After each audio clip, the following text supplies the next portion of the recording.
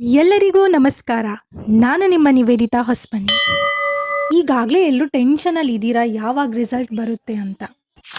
2025 ಸಾಲಿನ SSLC ಪರೀಕ್ಷೆ ದಿನಾಂಕ 21/3/2025ರಿಂದ 4/4/2025ರವರೆಗೆ ನಡೆಸಲಾಯಿತು.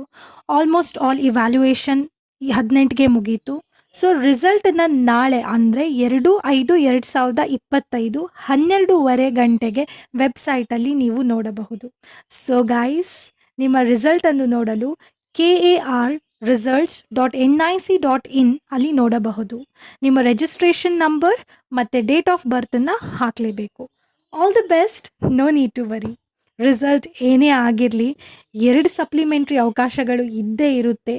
ಇದನ್ನು ಮುಂದಿನ ವಿಡಿಯೋದಲ್ಲಿ ಕಂಪ್ಲೀಟ್ ಆಗಿ ಡೀಟೇಲ್ಸ್ನ ಕೊಡ್ತೀನಿ. ಸಪ್ಲಿಮೆಂಟ್ರಿಗೆ ಪ್ರಿಪೇರ್ ಆಗೋರು ಹಾಗೆ ಎಲ್ಲ ಸಬ್ಜೆಕ್ಟ್ಸನ್ನು PDF ಬೇಕಾದರೆ ನನಗೆ DM ಮಾಡಬಹುದು.